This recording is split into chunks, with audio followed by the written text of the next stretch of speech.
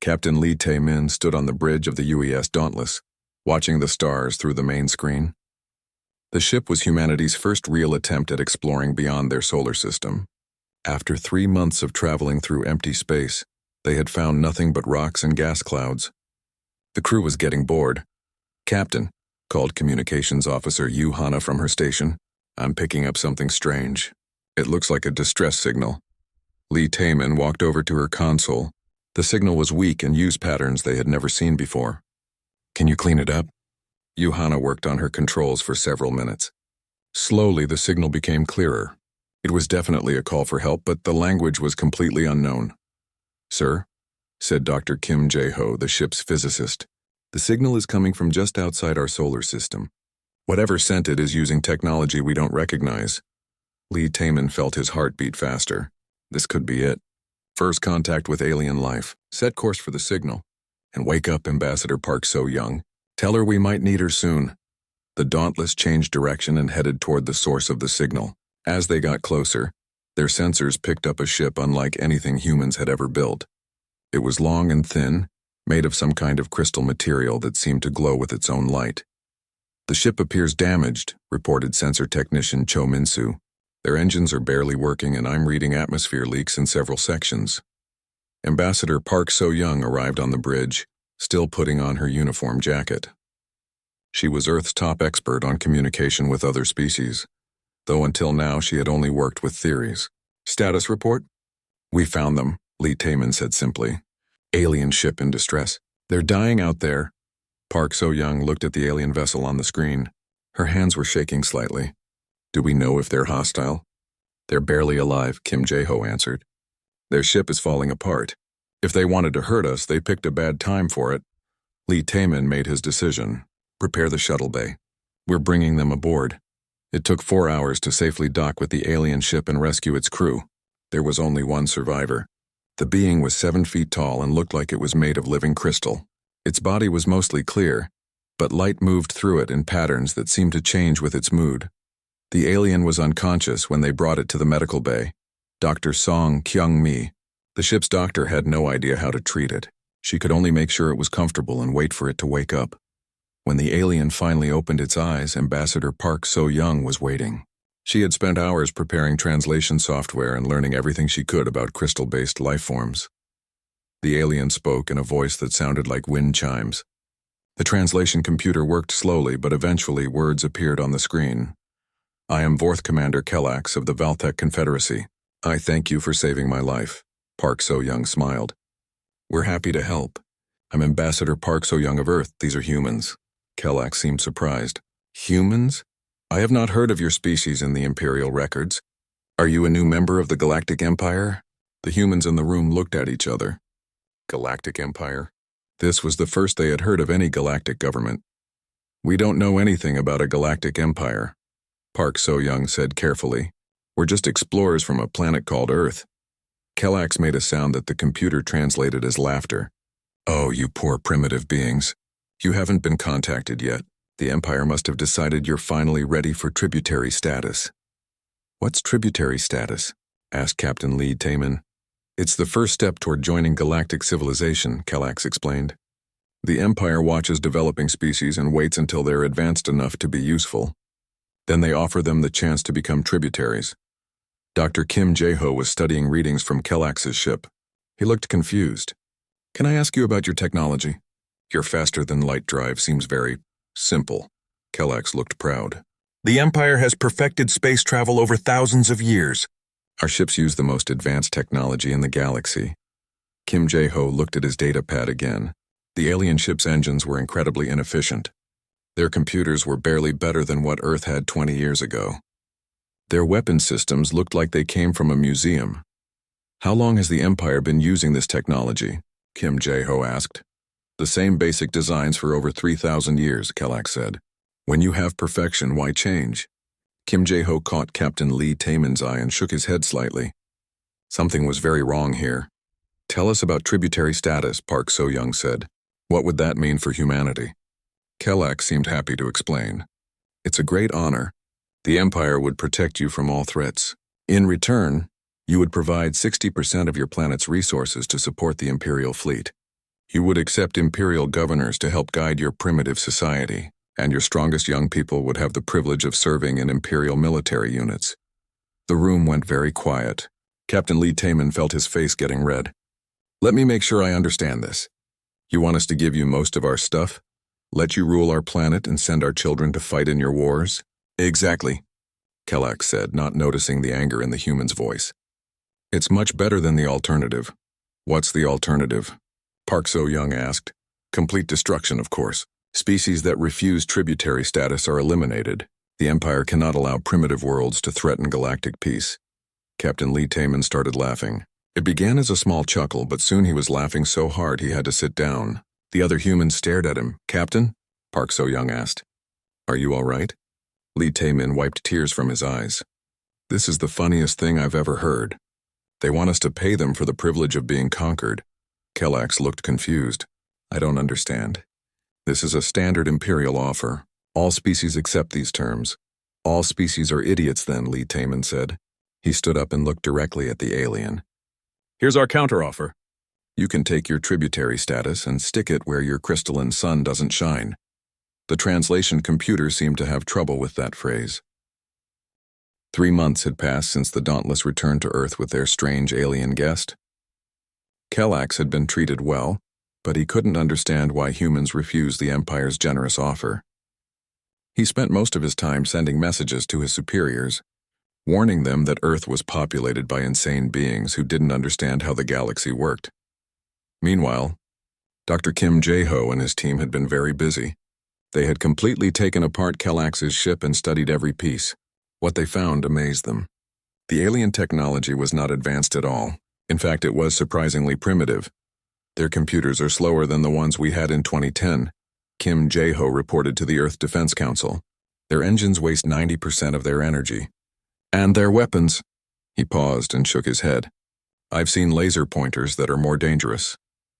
Engineer Bang Min-ho had spent weeks rebuilding parts of the alien ship with human technology. The Empire might have been using the same designs for 3,000 years, but that doesn't mean those designs are good. We've improved their engine efficiency by over 500%. Admiral Choi Do-eun listened to the reports with growing confidence. So you're saying this mighty galactic empire has technology that's worse than ours? Much worse, Kim Jae-ho confirmed. The only advantage they have is numbers, but even that might not matter if their ships are this poorly designed. The humans didn't have to wait long to test their theories. Kellax's messages had finally reached the right people, and the Empire was not happy. Primarch Zethon commanded the Imperial Census Fleet, 200 ships whose job was to visit new species and convince them to join the Empire. He had been doing this work for over a century, and it was usually very simple. Show up, demonstrate imperial power, accept surrender, install governors, collect tribute. Easy. But the humans were different. According to Kellax's reports, they had actually laughed at the tributary status offer. Laughed. Zethon could not remember any species being so foolish. Perhaps they need a stronger demonstration, Zethon told his staff as their fleet approached Earth's solar system. Some primitives require more convincing than others. When the Imperial Census Fleet arrived, they found something unexpected. Earth was surrounded by human ships. Not many ships, only about 50, but they were clearly military vessels. The primitives had actually built a defense force. Admiral Choi Do-eun met the Imperial fleet with Earth's hastily built defense ships. Most of them were converted cargo vessels with weapons attached, but they had been built using everything humans had learned from Kellax's ship. Imperial Fleet. This is Admiral Choi Do-eun of the Earth Defense Force. Please state your business in our solar system. Primarch Zethon was surprised by the human's tone. Species requesting tributary status were supposed to be humble and grateful. Primitive human, I am Primarch Zethon of the Imperial Census Fleet. We have come to finalize your species' entry into the Galactic Empire. I'm afraid there's been a misunderstanding, Admiral Choi replied. We're not interested in joining your empire. That is not an option, Zethon said. All species must choose between tributary status or elimination. Then I guess we choose elimination, said Captain Yoon Hae-jin from her ship. The soul's pride. Should be fun. Zethon could not believe what he was hearing. No species had ever chosen elimination. It was impossible. You do not understand the power of the Empire. Observe. Zethon ordered one of his ships to fire on a large asteroid near Earth's moon. The Imperial weapon hit the asteroid and broke it into several pieces. It was an impressive display by Imperial standards. "Very nice," Captain Yoon said. "Our turn." She targeted a small moon orbiting one of the outer planets. The Soul's Pride fired its experimental plasma cannon. The moon didn't break into pieces. It simply vanished in a flash of light. "Oops," Captain Yoon broadcast to the Imperial fleet. "Still getting used to the new guns." "Hope that wasn't important." The Imperial fleet went completely silent. Primarch Zethon stared at his sensors, which showed that an entire moon had just been vaporized by a single shot from a primitive human ship. "How?" Zethon whispered. "Magic," Captain Yoon replied cheerfully. "Also, we've been studying your friend Kellax's ship. Nice try with the scary Empire thing, but your technology is garbage." Zethon's tactical officer, a nervous creature named Blix, was reading the scan results from the human ships. "Sir, their vessels appear to be using modified versions of our own designs, but with significant improvements. Their power output is impossible." "Nothing is impossible," Zethon said, but his voice was shaking. Admiral Choi had been listening to the Imperial communications thanks to translation software they had built from Kellax's equipment. "Primarch Zethon, let me save you some time. We know your ships are slow, your weapons are weak, and your tactics are terrible. We also know that you've been bullying species across the galaxy for thousands of years using nothing but empty threats." "That's not true," Zethon protested. "The Empire is the most powerful force in the galaxy." "Prove it," said Admiral Choi. Zethon ordered his fleet to attack positions. 200 Imperial ships moved into battle formation. It was an impressive sight, and it had convinced countless species to surrender without a fight. But the humans just watched. Some of them seemed to be laughing. "Sir," whispered Blix, "perhaps we should reconsider. Their technology appears far more advanced than our intelligence reports suggested." Zethon was trapped. If he attacked and lost, the Empire's reputation would be destroyed. If he retreated without a fight, the Empire's reputation would also be destroyed. But looking at the human ships with their impossible energy readings and casual destruction of moons, he began to suspect that attacking would be suicide. "This is Primarch Zethon to all Imperial vessels," he announced. "We are conducting a strategic withdrawal to consult with higher authorities regarding these unusual circumstances." The Imperial fleet began moving away from Earth. "Running away already?" Captain Yoon called after them. "We were just getting started." Engineer Bang Min-ho, monitoring the retreat from Earth, shook his head in amazement. "They didn't even try to fight. 200 ships and they just left." Dr. Kim Jae-ho was studying the scans of the Imperial vessels. "Look at this. Their ships can barely make half-light speed. Their shields wouldn't stop a strong wind, and their formation flying is so bad I think they're in danger of crashing into each other." Admiral Choi watched the Imperial fleet disappear into space. "I'm starting to think this Empire isn't as mighty as they claim." Back on his flagship, Primarch Zethon was sending an urgent message to the Imperial capital. For the first time in 3,000 years, a species had not only refused tributary status, but had actually frightened an Imperial fleet into retreat. The message would reach Emperor Vexthalin in 2 weeks. When it did, the Emperor would be forced to do something that had never been necessary before. He would have to send real military forces to deal with a problem. The Crimson Armada was about to learn that humans were not like other species. Emperor Vexthalin the Eternal sat on his crystal throne in the heart of Gorvathia, the Imperial capital world. He had ruled the Galactic Empire for over 3,000 years, and in all that time no species had ever refused tributary status. The message from Primarch Zethon was so shocking that he had to read it 3 times. "Impossible," he muttered to himself.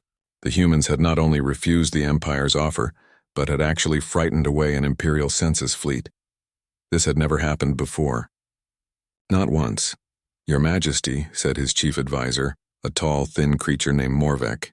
"What are your orders regarding this situation?" Vexthalin stood up from his throne. He was enormous, even by Imperial standards, and his crystal body glowed with angry red light. "No primitive species defies the Empire. Send the Crimson Armada."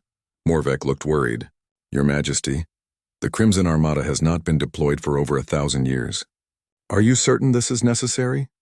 "A species that refuses the Empire's generous offer must be made an example," Vexthalin declared. War Marshal Nethys will remind the galaxy what happens to those who challenge Imperial authority. The Crimson Armada was the Empire's most elite military force. 2,000 of the largest, most powerful ships in the Imperial fleet, commanded by War Marshal Nethys, the Empire's greatest military leader. They had never failed to destroy whatever target the Emperor pointed them at. Meanwhile, on Earth, humans were learning more about their new galactic neighbors. Dr. Oh Soo-jin had been put in charge of the new Xenological Studies Department, and she had been working day and night to understand Imperial communications. "I've been analyzing the intercepted messages from the Imperial fleet," she reported to the Earth Defense Council. "What I've found is very interesting." Admiral Choi Da-un looked up from her battle plans. "Good news or bad news?" "Depends on how you look at it," Dr. Oh replied. "The bad news is that the Empire has over 1 million worlds under their control. The good news is that I don't think they actually conquered any of them." Defense Minister Park Jun-ki frowned. "What do you mean?" Dr. Oh activated a holographic display showing Imperial communication patterns. "Look at these messages. They're not military reports. They're more like tax collection records. The Empire doesn't seem to fight wars. They just show up, demand tribute, and most species pay up. So they're running a protection racket," said General Lim Sung-ho. "Pay us or we'll hurt you." "Exactly," Dr. Oh confirmed. "But here's the really interesting part. I can't find any records of them actually hurting anyone. For the past 1,000 years, every species has just given up immediately." Colonel Nam Ki-woo had been quietly listening to the discussion. He was the leader of Earth's Special Forces, and he had been thinking about ways to gather more intelligence on the Empire. "I want to take a team and investigate one of their outposts," he said. "If this Empire is as weak as our analysis suggests, we need to know for sure." Admiral Choi looked concerned.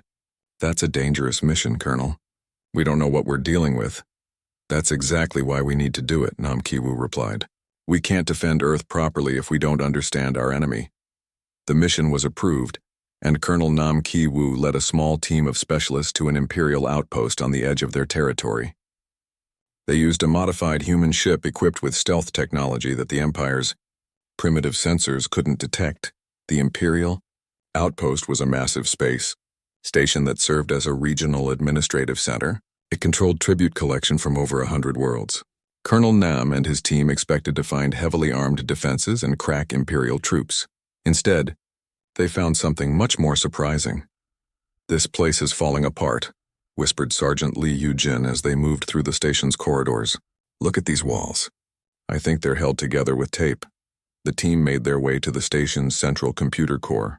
Technical specialist Bae Hyun-woo connected their equipment and began downloading Imperial databases.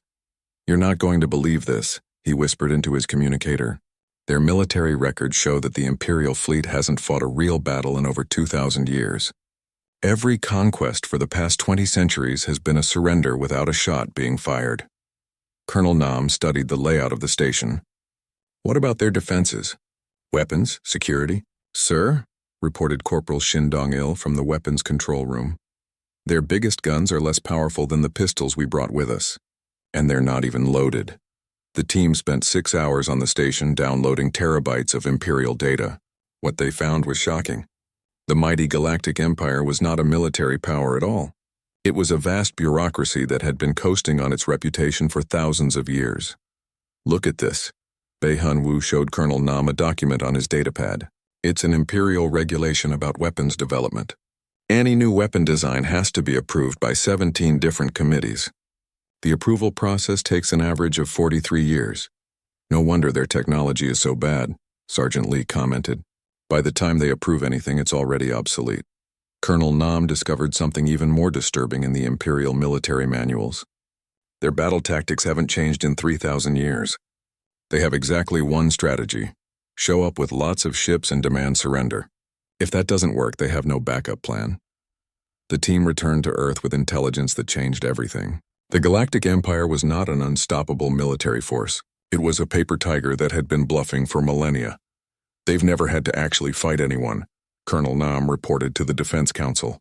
"Every species they encountered was so impressed by the size of their fleets that they gave up immediately. The Empire has no idea how to handle resistance." Dr. Kim Jae-ho had more bad news for the Empire. "I've been analyzing their ship designs based on the data we collected. Their largest battleships have fundamental structural flaws. If you hit them in the right places, they'll break apart under their own weight. Engineer Bang Min-ho nodded in agreement. Their power systems are so inefficient that most of their energy goes to keeping the ships from falling apart. They barely have enough left over to run their weapons. Admiral Choi looked around the room at her staff. So what you're telling me is that this terrifying galactic empire is actually a bunch of space bureaucrats flying around in ships that are held together with hope and prayer. That's about right, Colonel Nam confirmed. And they've been using this scam to control 1 million worlds for thousands of years? It's worked perfectly, Dr. Osujin added. Until now, Admiral Choi smiled grimly. Well, I guess it's time someone called their bluff. 2 weeks later, the Crimson Armada arrived at the edge of Earth's solar system. War Marshal Nethys commanded the fleet from his flagship, the Eternal Dominion, a massive vessel that was 5 miles long and considered to be the most powerful ship in the galaxy. Prepare for battle, Nethys ordered his fleet. Today, we remind the galaxy why no one defies the Empire. Admiral Choi met them with the Earth Defense Force, which had grown to over 200 ships in the past few months. The human vessels were smaller than the Imperial ships, but they were faster, better armed, and crewed by people who were no longer impressed by the Empire's reputation. Imperial fleet. This is Admiral Choi Da-un, she broadcast. You are not welcome in our solar system. Leave now or we will remove you. War Marshal Nethys laughed. No primitive species had ever threatened him before. Foolish human, you face the might of the Crimson Armada. Surrender now and your deaths will be quick.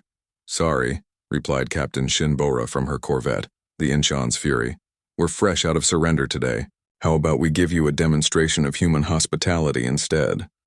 War Marshal Nethys stared at the human fleet through the main screen of his flagship. 2,000 Imperial ships faced off against 200 human vessels. By every measure of Imperial military doctrine, this should be the easiest battle in galactic history. Begin the attack, Nethys ordered. Show these primitives the power of the Empire. The Crimson Armada moved forward in perfect formation, exactly as they had been trained for thousands of years. Each ship knew its position. Each captain followed the ancient battle plans that had never failed before. Admiral Quan Yan-ho watched the Imperial advance from the bridge of his flagship, the Busan's Pride. The human fleet was spread out in what looked like random positions, with ships moving in patterns that made no sense to Imperial observers. They're flying in a straight line, observed Captain Park Seo-jun from the destroyer Soul's Wrath. All of them. Just a big straight line heading right for us. Are they seriously going to try the same formation they've used for 3,000 years? Asked Captain An Juan from her ship the Busan's Hammer. Apparently so, Admiral Quan replied. Remember everyone, our job is to show them how much better we are, not to destroy them completely. Try to leave some of them alive to spread the word. Captain Shin Bo-ra in the Inchan's Fury was already moving. Her small corvette shot forward at a speed that the Imperial sensors couldn't track properly. She darted between the massive Imperial battleships like a mosquito flying around elephants. What is that human ship doing? War Marshal Nethys demanded. Why is it moving so fast? His tactical officer, a confused creature named Vorthak, stared at his instruments. Sir, I cannot get a weapons lock. The vessel is moving too quickly and changing direction too often. That's impossible, Nethys said. No ship can maneuver like that. Captain Shin proved him wrong by doing a complete loop around 3 Imperial battleships and then somehow flying directly between 2 others that were only a few hundred meters apart. How is she doing that? Admiral Quan asked his navigation officer. Lieutenant Commander Oh Ji-woo shook his head in amazement. Sir, she's pulling maneuvers that should tear her ship apart. But our new inertial dampeners are compensating for forces that would crush any Imperial vessel. The Imperial fleet tried to target the small human ship, but their weapons were too slow and their targeting systems too primitive. Captain Shin continued her dance around the Imperial formation, making them look foolish. Then she opened fire. The Inchan's Fury was only a small corvette, but it was armed with the latest human weapons technology. Her plasma cannons cut through Imperial shields like they weren't even there. Her first shot disabled the engines of a massive Imperial cruiser. Her second shot took out the weapon systems of another. Impossible, War Marshal Nethys shouted. A single small ship cannot defeat Imperial battleships. But Captain Shin was doing exactly that. Within minutes, she had disabled an entire squadron of Imperial vessels without destroying any of them. The ships were still intact, but they couldn't move or fight. "This is Captain Shin to all Imperial vessels," she broadcast. That was just me. "We have 200 ships just like this one. Are you sure you want to continue this fight?" The Imperial fleet began to waver. This was not how battles were supposed to work. Imperial ships were supposed to be superior. Enemy vessels were supposed to flee in terror. Nothing in their training had prepared them for this. "All ships open fire," Nethys ordered desperately. "Destroy the human fleet." The Crimson Armada unleashed everything they had. 2,000 ships fired their weapons at once. The space around Earth lit up with laser beams and plasma bolts. None of them hit anything. The human ships moved like dancers, weaving between the Imperial weapons fire with impossible grace. Their new engines allowed them to change direction instantly, while their advanced sensors let them predict where the Imperial shots would go. "They're too fast," reported Vorthak. "Our weapons cannot track targets moving at those speeds." Admiral Quan decided it was time to show the Empire what human weapons could really do. "All ships return fire, precision shots only. Disable their engines and weapons, but try not to blow them up completely." The human fleet opened fire, and the difference was immediately obvious. Where Imperial weapons were slow and clumsy, human weapons were fast and precise. Every shot hit exactly where it was aimed. Within minutes, dozens of Imperial ships were floating helplessly in space. War Marshal Nethys watched in horror as his mighty fleet was systematically dismantled by a force less than 1/10 its size. "This cannot be happening," he whispered. "Sir," Vorthak said quietly, "perhaps we should consider withdrawal." "The Crimson Armada does not withdraw." Nethys roared. "We are the elite of the Empire. We have never been defeated." Captain An Juwan heard this transmission and decided to do something about Imperial pride. Her ship, the Busan's Hammer, was equipped with experimental teleportation technology that humans had developed from studying alien physics. Admiral Quan, "Requesting permission to board the Imperial flagship," she said. "Are you insane?" Admiral Quan replied. "Their flagship is 5 miles long and carries 50,000 troops." "Yes, sir, but it's also poorly designed and badly defended," Captain An pointed out. "I'll be fine." Before Admiral Quan could object, Captain An activated her ship's teleportation system. The Busan's Hammer simply vanished from its position in space and reappeared inside the Eternal. Dominion's main hangar bay. The Imperial troops in the hangar stared in, shock as a human destroyer materialized in front of them. They had never seen anything like it. Ships weren't supposed to appear inside other ships. Captain An walked out of her ship wearing a simple spacesuit and carrying a plasma rifle. The Imperial guards raised their weapons, but their shots bounced harmlessly off her personal shield generator. "Take me to your leader," she said pleasantly. 10 minutes later, Captain An walked onto the bridge of the Eternal Dominion. War Marshal Nethys was so shocked that he couldn't speak. The bridge crew stood frozen, unable to understand how a single human had gotten past all their defenses. "Hello?" Captain An said to Nethys. "I'm Captain An Juwan of the Earth Defense Force. I'm here to accept your surrender." "Surrender?" Nethys finally managed to say. "The Empire does not surrender." "Then you're going to have a very bad day," Captain An replied. She looked around the bridge, noting how primitive everything was. "Seriously, is this the best ship you have?" "My coffee maker has better technology than this." She walked over to the main tactical display and studied it for a moment. "You know what your problem is. You've been using the same battle plans for thousands of years. They might have worked against species with technology like yours, but you're fighting humans now." War Marshal Nethys was beginning to understand that his fleet was doomed. The human ships were faster, better armed, and commanded by people who actually knew how to fight. His proud Crimson Armada was being embarrassed by a tiny force of primitives. "What do you want?" he asked quietly. "Simple," Captain An said. "Order your fleet to stand down. Stop shooting at us and we'll stop making you look ridiculous." Nethys looked at his tactical displays. More than half of his ships were already disabled.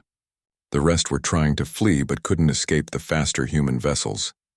His mighty armada was being destroyed by what appeared to be a group of humans who were having fun. "This is War Marshal Nethys to all Imperial vessels," he said finally. "Cease fire." "Stand down," Captain An smiled. "Smart choice. Now let's talk about this empire of yours. I think it's time for some changes." Outside, the battle was ending. Imperial ships throughout the fleet were surrendering rather than face destruction. Many of them had simply powered down their weapons and were waiting to see what the humans would do next. Admiral Quan broadcast a message to both fleets. "This is Admiral Quan Yan Ho of the Earth Defense Force. The battle is over. Imperial vessels that surrender will be treated with respect. Those that continue to fight will be disabled." Within an hour, the entire Crimson Armada had surrendered. The most elite military force in the Galactic Empire had been defeated by a handful of humans who weren't even trying very hard. The news would spread across the galaxy in days. The empire that had ruled through fear for thousands of years had been revealed as nothing more than a bluff that someone had finally called. 6 months after the defeat of the Crimson Armada, President Song Min-jung stood before the United Nations General Assembly. But this time the audience was much larger than usual. Representatives from over 300 alien species were watching the broadcast from across the galaxy. "My fellow beings," President Song began, "6 months ago, humanity made first contact with what we thought was a mighty galactic empire. We discovered instead that this empire was built on lies, fear, and the exploitation of countless worlds. The news of humanity's victory had spread across the galaxy faster than anyone expected. Within days of the battle, species that had been paying tribute to the empire for thousands of years began asking questions. If humans could defeat the Crimson Armada, what did that say about imperial power?" Ambassador Lim Jae-sung was reporting from Gorvathia, the former imperial capital. "The situation here continues to change rapidly," he told Earth. "Emperor Vexthalin was removed from power by his own people 3 days ago. The crystal beings are calling it the Great Awakening. They realized that they had been living in fear of their own government for centuries. The crystal beings, it turned out, were not naturally warlike. They had been told for so long that they were the master race of the galaxy that they had forgotten how to think for themselves. When humans proved that the Empire's military was useless, the crystal beings began questioning everything else their government had told them. Dr. Bai Ye-jin was now head of the Galactic Reconstruction Committee, a new organization that was trying to help former imperial worlds transition to independence.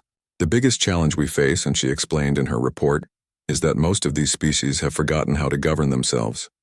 The Empire made all decisions for them for thousands of years. The committee was based on a space station that humans had built using improved imperial technology. It was located at the center of what used to be imperial space, and representatives from hundreds of worlds came there to learn about democracy, free trade, and self-determination. It's amazing how quickly things are changing," reported Captain Lee Tae-min, who had been promoted to Fleet Admiral. "Every day more imperial worlds declare independence. The Empire is falling apart faster than we can keep track of. Not all of the changes were peaceful. Some imperial governors refused to give up power and had to be removed by force. But most of the fighting was done by the aliens themselves. Former imperial subjects were discovering that they didn't need humans to solve their problems. We're not trying to replace the Empire," Admiral Quan Yan Ho explained to a group of alien delegates. "We're trying to show you that you don't need any empire at all." The human approach to galactic politics was completely different from what the galaxy was used to. Instead of demanding tribute, humans offered trade agreements.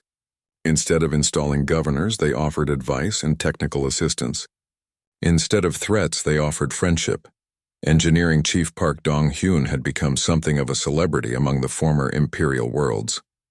He traveled from system to system, fixing machines that had been broken for centuries and teaching alien engineers how to improve their technology. "The problem with imperial engineering," he explained to a group of amazed alien technicians, "is that they were so afraid of change that they stopped trying to make things better. Look at this engine. It's been running the same way for 3,000 years, but no one ever asked if there was a better way to do it." Park Dong-hyun connected a small human device to the alien engine. Immediately, the engine's efficiency improved by 400%, and it started running more quietly than it had in centuries. "How?" asked one of the alien engineers. "Simple," Park replied. "We asked, what if we tried something different? That's the secret to human technology. We never stop asking, what if?" The galactic economy was transforming rapidly. Without the Empire taking most of their resources, the former imperial worlds were becoming wealthy for the first time in millennia. Trade between species increased dramatically when they didn't have to give most of their profits to imperial tax collectors. Captain Shin Bo-ra was now commanding a new type of vessel, a diplomatic courier ship that could travel faster than any imperial vessel ever built. She spent her time carrying messages between worlds and helping to negotiate trade agreements. "It's funny," she reported to Earth. "These species have been neighbors for thousands of years, but they never talk to each other. The Empire kept them all separate and afraid. Now that they can communicate freely, they're discovering they have a lot in common." The transformation wasn't limited to politics and economics. Art, music, and literature were flourishing throughout. The galaxy of species that had been suppressed for centuries began expressing themselves freely. Dr. Oh Soo-jin was documenting these cultural changes for the new Galactic Cultural Archive. "We're seeing an explosion of creativity that hasn't happened in the galaxy for over 3,000 years, she reported. Species are rediscovering their own histories and traditions that the Empire tried to erase. There were still challenges. Some worlds had been so damaged by centuries of imperial rule that they needed extensive help to recover. Others were struggling with the concept of freedom after being told what to do for so long. But the most surprising development was how quickly the former imperial species adapted to their new situation. Once they realized they didn't have to be afraid anymore, they began solving problems that the Empire had claimed were impossible. Fleet Admiral Lee Tae-min stood on the observation deck of the new Galactic Cooperation Station, watching construction ships from dozens of different species working together to build the galaxy's first truly collaborative research facility. 6 months ago, these species were all paying tribute to an empire that kept them weak and afraid, he said to Captain An Ju-won, who had joined him to watch the construction. Now look at them. The research station was a marvel of cooperative engineering. Each species had contributed their best technology and ideas, creating something far more advanced than anything the Empire had ever built. "I still can't believe how easy it was," Captain An replied. "We didn't defeat them with superior weapons or brilliant tactics. We just refused to be impressed by their reputation. That's the thing about bullies," Admiral Lee said. "They only work if people are afraid of them. Once someone stands up to them, everyone else realizes they were never as strong as they pretended to be." A message arrived for Admiral Lee from Earth. President Song Min-jong wanted to know if he thought the galaxy was ready for the next phase of human involvement. Admiral Lee looked out at the construction site, where aliens who had never been allowed to work together were creating something amazing. Then he looked at the star chart showing hundreds of former imperial worlds that were now free and prosperous. "Yes," he said into his communicator. "I think they're ready." The message was simple but would change the galaxy forever. Earth was officially inviting all former imperial worlds to join the new Galactic Cooperative Alliance. It would be a voluntary association based on mutual respect, free trade, and shared defense, but most importantly, it would be governed by the species who lived in it, not by some distant emperor who claimed to know what was best for everyone. As Admiral Lee watched the stars, he reflected on the irony of the situation. Humanity had set out to explore the galaxy and had accidentally liberated it instead. They hadn't conquered anyone or forced anyone to change. They had simply shown the galaxy that there was a better way to live, and the galaxy had chosen freedom. Engineering Chief Park Dong-hyun's voice came over the station's communication system. He was working on repairs to an old imperial power generator that had been running inefficiently for centuries. "There we go," he announced cheerfully. Sometimes the solution to a complicated problem is just turning it off and turning it back on again. Admiral Lee smiled.